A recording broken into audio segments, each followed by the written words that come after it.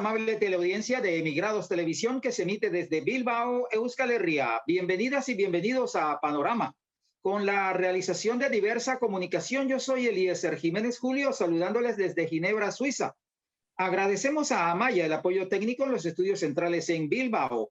Nuestro programa Panorama del día de hoy: la hipocresía de la Unión Europea con América Latina y África y su camino a la pobreza.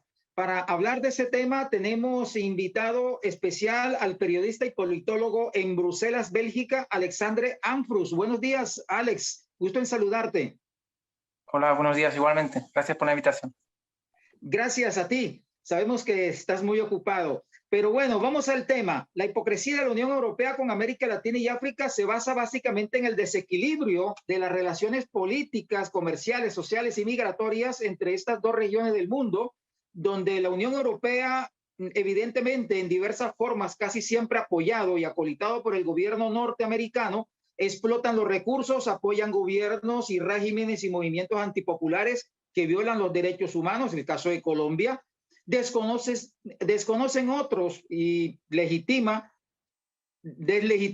a gobiernos democráticamente elegidos, como el caso de la República Bolivariana de Venezuela, el caso de Nicaragua, el caso del golpe de Estado contra Evo Morales en Bolivia, en el caso de África, especialmente la África negra. Explotan sus recursos, aupan guerras, generan desplazamientos masivos, empobrecen la población, pero se enfurecen y rechazan, menosprecian la inmigración que atraviesa el Mediterráneo, huyendo de esa miseria, huyendo de esas guerras, buscando mejores condiciones de vida. Aquí en Europa mueren en el Mediterráneo y esa aventura aquí no se visibiliza, no se sensibiliza, la ven normal, pero siguen metidos explotando y expoliando África. Alex, ¿cómo ves tú esa parte? Comencemos con África. ¿Cómo ves tú esa hipocresía de la Unión Europea? Buenos días, bienvenido. Vale, gracias. Es un tema vasto y de una larga historia. Entonces, tenemos que recordar cómo el desarrollo de los países del norte ha sido históricamente apoyado en función del despojo de los recursos de los países del sur. Si hablamos del triángulo, pues entre los países europeos, potencias coloniales en aquella época, en el inicio, cuando se empezó a constituir pues, lo que llamamos este desarrollo del capitalismo, si hablamos de este despojo, pues ya vemos el triángulo que se formó a través de la explotación de la mano de obra de los pueblos africanos, volviéndolos una mano de obra sometida a la esclavitud, que fue utilizada en el trabajo obligatorio, forzado en América Latina. Entonces, si vemos de una manera global este desequilibrio que mencionabas, en realidad lo que se trata es de un desarrollo desigual, en el que digamos que la tecnología, el avance, la industrialización ha sido históricamente en los países europeos, en los países del norte donde se ha producido, y en la actualidad lo que estamos viendo pues, es el intento, yo diría desesperado, de impedir que los países del sur se desarrollen. Yo creo que estamos en esta situación poniendo en común, digamos, la situación tanto en América Latina como en África. Creo que es importante que los pueblos del sur tomen conciencia de lo que tienen en común. Para eso hay en América Latina la ventaja de contar con la lengua castellana, que es una herramienta que debería ayudar en la comprensión de los desafíos, de los intentos de injerencia.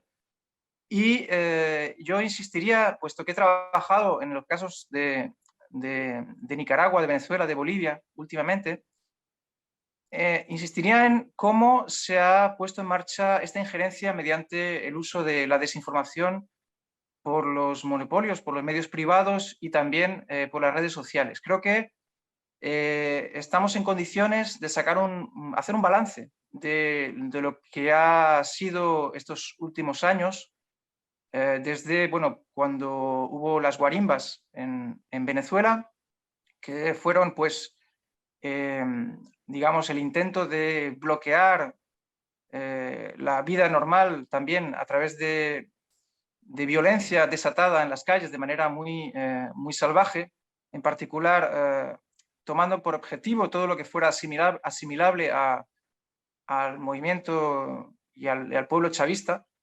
Esto se pudo frenar. Yo recuerdo muy bien también que en Venezuela hubo una visión desde el gobierno bolivariano de frenar el caos, frenar la violencia, llamando a la participación popular, a la democracia participativa de los venezolanos. Y bueno, pues yo creo que en otro momento, en otra fase, en 2018 vimos también cómo en Nicaragua se reprodujo un esquema similar, aprovechando una situación confusa en la cual, bueno, hubo una medida que no fue popular, se retrocedió. Sin embargo, vimos claramente cómo la injerencia se reproducía independientemente de las medidas que el gobierno aprobase o dejara de aprobar. Ya se trataba simplemente de derrocar el gobierno de Nicaragua. Por lo tanto, estábamos ante un golpe de Estado como lo definieron de manera oportuna pues, las autoridades en Nicaragua. En ese caso, vimos durante unos 3 meses una violencia brutal, completamente censurada por las organizaciones llamadas de derechos humanos internacionales y por los medios internacionales. En realidad, se acusó al gobierno de Nicaragua de ser responsable de una totalidad de unas 300 muertes, entre las cuales yo creo que debía haber por lo menos un centenar de víctimas realmente en las filas del sandinismo o trabajadores funcionarios, es decir, asimilados al gobierno, a apoyos del gobierno. Hubo muertes inocentes, también fue acusado el gobierno de Nicaragua. Por lo tanto, tenemos un esquema similar. Es decir, tenemos una propaganda muy intensa que se concentra en un momento dado, y esto también lo vimos en Bolivia cuando hubo pues, el error, digamos, de darle un papel preponderante de observación electoral a la OEA, cuando también Bolivia tuvo en una semana prácticamente, en escasos días, una serie de hostigamiento, persecución, secuestro, violencia, incluso hasta bueno, altos funcionarios, incluso hasta familiares de ministros que tuvieron que dimitir, llegando hasta el caso emblemático de Evo Morales, que tuvo que dimitir bajo la presión de los militares, y obviamente ya estaba habiendo derramamiento de sangre, ya estaba habiendo mucha violencia extrema, y en ese caso, pues con una propaganda muy intensa de fraude, supuestamente, también se tuvo que digamos, hubo para mí lo que considero un golpe de Estado, y lo que el pueblo boliviano en el transcurso de un año logró revertir.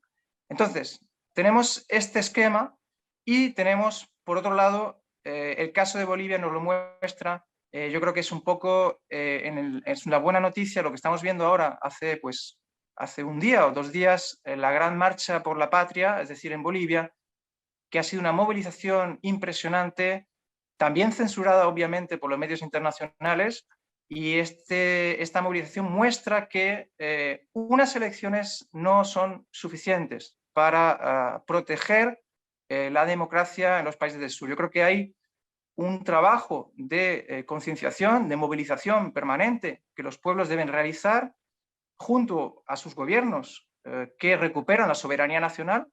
Y esto es un proceso histórico que creo que está siendo pues, actualmente liderado por algunos países en América Latina, y creo que en el continente africano también están habiendo muestras de la conciencia del desarrollo y de la soberanía. Alex, en este caso que estamos hablando de la hipocresía de la Unión Europea, que muestra una cara amable, pero por otro lado también el garrote, y aliado con el imperialismo norteamericano, y se demuestra con el caso de la OTAN hoy día en la frontera ucraniano-rusa, buscando realizar una guerra. Es decir, ¿por qué la Unión Europea juega a esa hipocresía? Bueno, aquí yo creo que entramos en una cuestión que es también la ideología dominante que tenemos en los países europeos. Yo creo que hay una falsa idea, digamos, de lo que es la Unión Europea en principio, en particular. Creo que, bueno, la Unión Europea la conforman los Estados miembros y aparentemente hay varias tendencias en la Unión Europea. Es cierto que no hay una unidad en ciertos temas, pero sí que hay una confluencia de intereses en lo esencial. Y sobre todo hay una continuidad en la política, yo diría, neocolonial de los países europeos, que van a utilizar la Unión Europea como una herramienta para seguir sometiendo pues, al resto del mundo. En esa situación le conviene a la Unión Europea por bueno, pues su experiencia y o sea, la experiencia del siglo XX, yo creo que se ha situado pues, a la cola, digamos, del imperialismo estadounidense. No, no va a enfrentarse, por ahora no estoy viendo que vaya a enfrentarse con Estados Unidos en su política exterior. Sin embargo, va a aprovechar los espacios que tradicionalmente ha tenido. Y en el caso de Francia, pues estamos viendo que Francia pues está presente en el continente africano y que ahora está teniendo pues algunos reveses, están teniendo algunas confrontaciones, pero eso no significa que vaya a dejar, a abandonar esta política neocolonial. Entonces, la Unión Europea yo creo que tiene sus herramientas de injerencia muy fuertes, poderosas, y en el caso de la idea de una comunidad internacional, también estamos a menudo dándole una sobredimensión a lo que significa, lo que significan los países europeos. Dentro de la Unión Europea también hay un sometimiento entre ciertos países, de ciertos países hacia otros países. Por lo tanto, yo creo que lo que está en juego es que los pueblos europeos, digamos, miren un poco más allá de su realidad y vean que su situación en realidad es consecuencia de la historia. Y en particular ahora estamos viendo pues cómo se están desarrollando, y lo vemos en elecciones en Europa, digamos, resultados de partidos que retoman pues lo peor del siglo XX en ideología. Ahora, lo que es preocupante en el caso de los pueblos europeos es que no exista una suficiente organización que dé herramientas de comprensión de esta realidad, porque estamos volviendo a los años 30, claramente, y sin embargo, en los años 30 había una comprensión mucho más profunda de lo que significaba este fenómeno de masas, porque claro, cuando estamos hablando de una ideología mortífera, nefasta, de negación de la humanidad del otro, esto entronca muy bien pues, con lo que fue el fascismo en los años 30, que no es una palabrota, no creo que haya que utilizarlo como una palabrota. Hay que comprender lo que fue el fenómeno del fascismo en relación a sus bases, es decir, en relación a las capas sociales que permiten que el fascismo sea lo que es decir, un movimiento de masas que va a aceptar pues, la autoridad de un político fuerte, con un discurso muy demagógico y que va a estar construyendo una legitimidad, aunque eso signifique negar lo que es la verdad, negar una cierta serie de hechos históricos. En realidad se basa en la irracionalidad, se basa en la idea de la fuerza por encima de lo demás y bueno, pues hay una serie de estudios que deberíamos retomar, yo creo, para comprender eso. Esto en los países del sur se comprende mucho mejor, mientras que en los países europeos creo que hay una especie de parálisis, de incomprensión de lo que se está viviendo. Alex, eso que usted acaba de analizar, lo tomaríamos como de esa hipocresía de la Unión Europea que hacia afuera muestra poderío, pero hacia el interior socialmente se derrumba con más miseria, con más pobreza, más gente cada mes llega con menos dinero al fin de mes y están en la asfixia económica. Bueno, el problema es que, bueno, queda margen para el sufrimiento de los pueblos en los países europeos. Queda margen. Yo creo que las élites cuentan con ese margen, sobre todo por lo que yo estaba, digamos, comentando antes respecto a la ideología dominante. Es decir, que mientras estemos basándonos en una civilización que necesita una serie de bienes de consumo, mientras que lo esencial no es la soberanía de los pueblos, es decir, sentirse parte de un colectivo y mejorar la sociedad.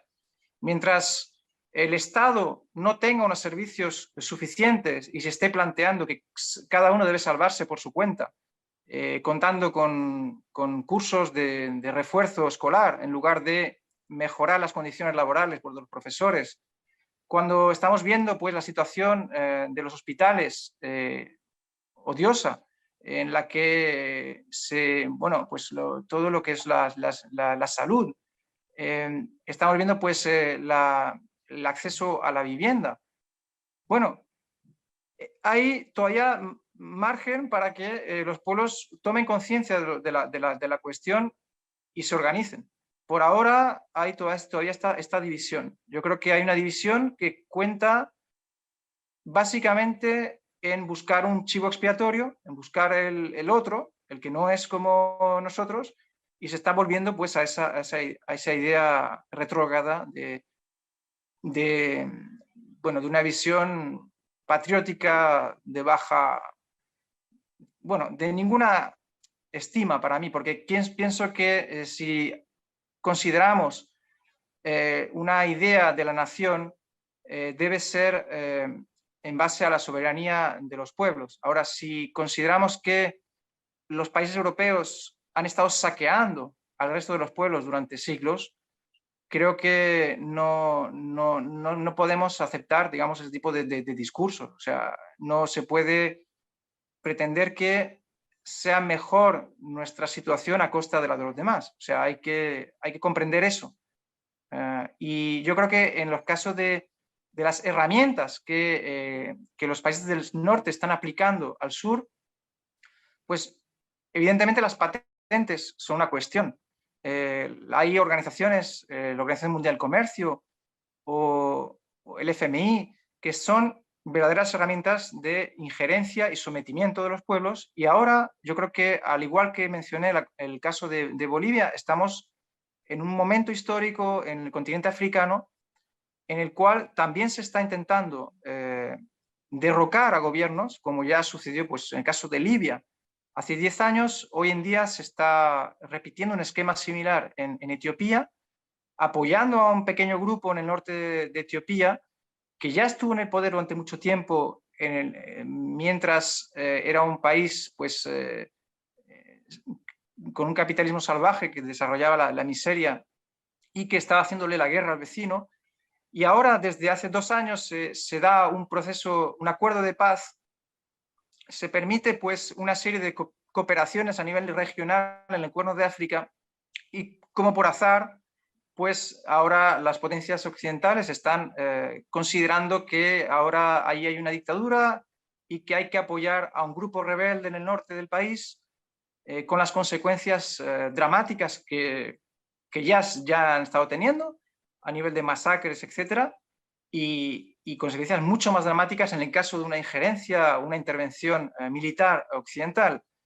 Pero las últimas noticias que nos están llegando desde ayer son que, bueno, el gobierno etíope está logrando, digamos, recuperar posiciones estratégicas de su territorio nacional, y esto solo puede ser una buena noticia para el desarrollo de los países africanos, y además está despertando una simpatía muy grande el caso de Etiopía, porque Etiopía ha sido el único país del continente africano que realmente combatió y venció a las tropas coloniales de Italia, y al margen de unos 3 años durante la Segunda Guerra Mundial, no ha conocido esta colonización como el resto de los países africanos. Por lo tanto, Etiopía, sabemos el papel central que tiene la Unión Africana, pero bueno, es un símbolo también de esta resistencia que se está también contagiando a otros países africanos, aunque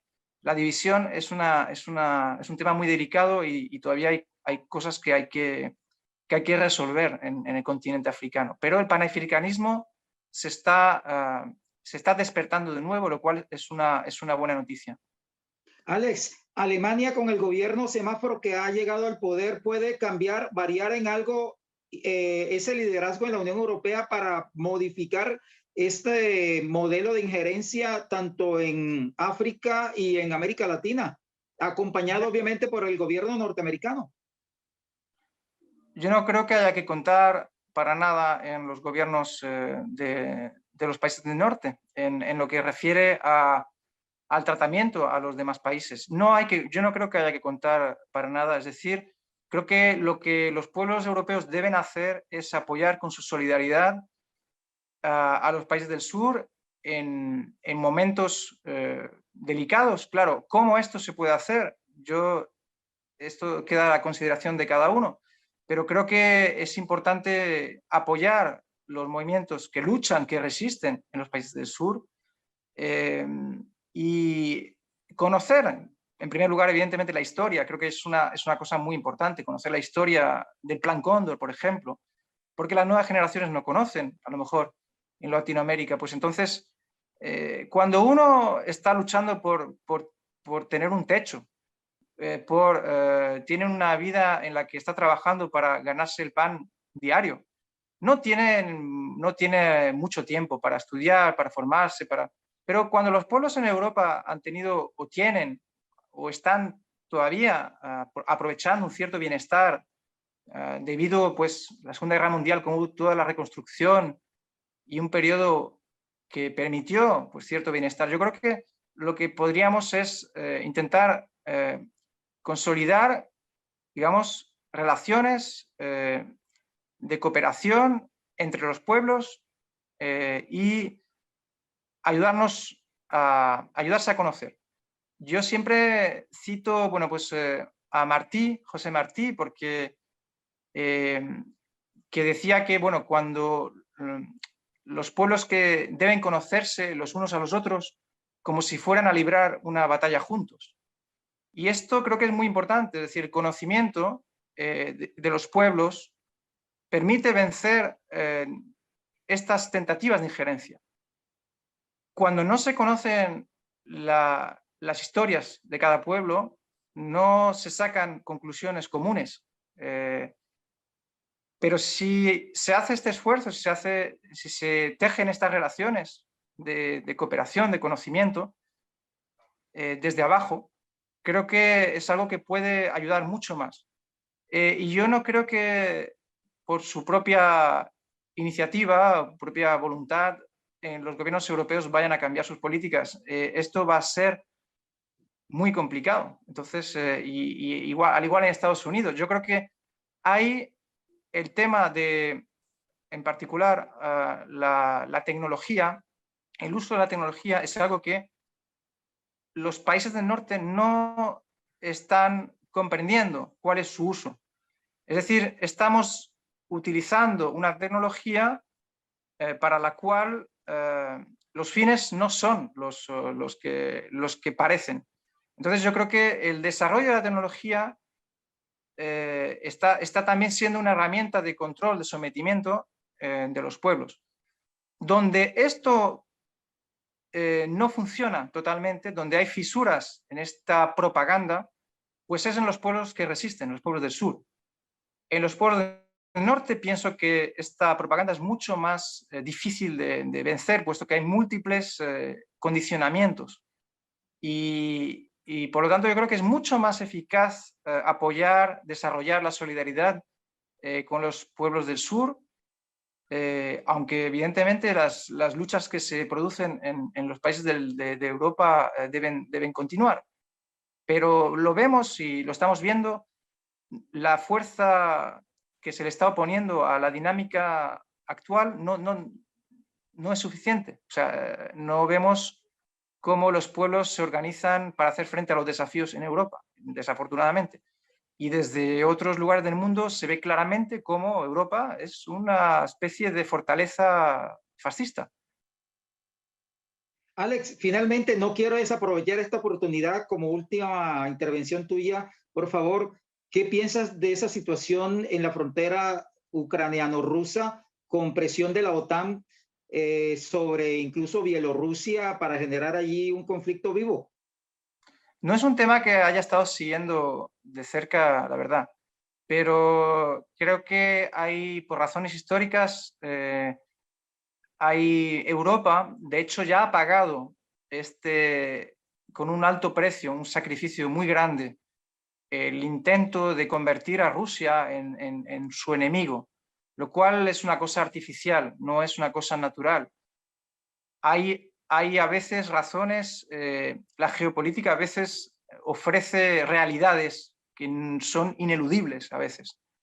En particular, también en lo que respecta pues, el acceso al gas, a los recursos. La cooperación, la paz, es mucho más beneficiosa que la creación de conflictos. Entonces, si consideramos la historia del siglo XX, sabemos que el fascismo tuvo por primer objetivo atacar a la amenaza, entre comillas, que significaba la Unión Soviética, y que eso se hizo a un costo enorme, y que por muy irracional que eso pudiera ser, las potencias, en particular quienes tenían capacidad de detener esa dinámica de guerra que condujo pues, a la Segunda Guerra Mundial, ya desde el frente de la República Española ante el golpismo de Franco, toda esa dinámica no se detuvo. Y yo creo que a partir del momento en el que se ve claramente que Estados Unidos tiene un interés tan flagrante en desestabilizar estos países, hay bases que lo permiten, es decir, no se crean las guerras de la nada, no surgen de un chasquido, y hay razones históricas y hay sentimientos de los pueblos que facilitan a veces esta enemistad. En particular puede suceder con el pueblo ruso y la historia que hubo.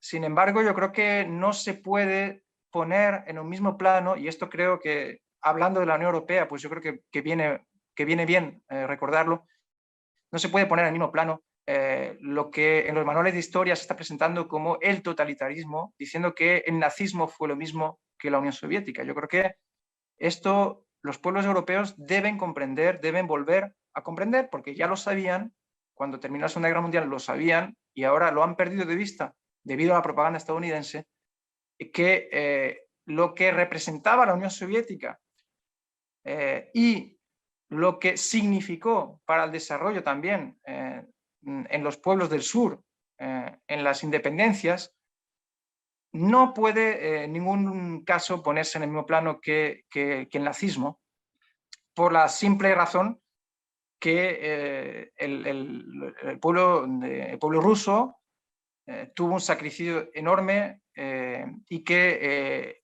los nazis, el fascismo, tenía por principal objetivo pues, invadir y destruir la Unión Soviética. Entonces, hay que, una vez más, comprender esta historia para saber que si se está despertando también este extremismo, esta ideología de negación del otro, en el caso de los países del este, incluso legitimando nuevamente lo que significaron esas fuerzas aliadas del nazismo, creo que es importante que los pueblos europeos sepan que es más útil y es más benéfico para ellos mirar de otra manera a Rusia y construir relaciones de soberanía entre Rusia y los países europeos. Esto es una presión que creo que los pueblos europeos deberían ejercer hacia sus gobiernos y dejar de estar tan dependientes de Estados Unidos. Alexandre Anfrunz, periodista y politólogo en Bruselas, Bélgica, agradecerte tu atención a esta llamada de Panorama, donde nos has explicado ampliamente de la geopolítica internacional, la parte de América Latina, lo del África y un poco lo del tema de Rusia y en la parte interna de Europa. Muchas gracias, Alex. Gracias a ti. Suerte. Chao. Gracias. Muchas gracias por el apoyo técnico de Amaya en los estudios centrales en Bilbao. Este programa fue realizado por Diversa Comunicación y emitido por Emigrados Televisión desde Bilbao, Euskal Herria. Yo soy Eliezer Jiménez Judío desde Ginebra, Suiza. A ustedes, amable teleaudiencia, agradecerles por su atención y tengan ustedes feliz resto de día. Muchas gracias.